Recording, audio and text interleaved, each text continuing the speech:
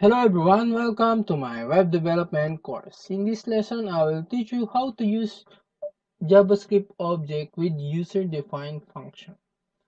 Let's go to our notepad plus files and type script, then script, then here, function,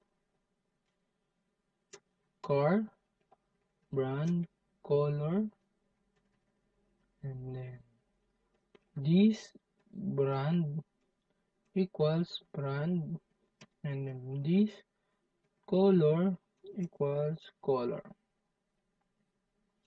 And then here type bar your car equals new car, and then Toyota, and the color of the car is white, and then type here document that right, then your car brand is plus your car that brand plus, and the color is plus your car that color. Then save it as object user object that HTML, and let's run.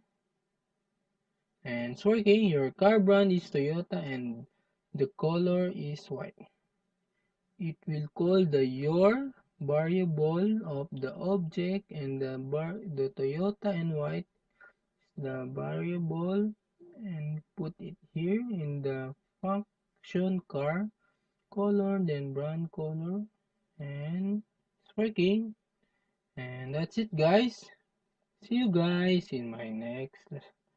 Thank you.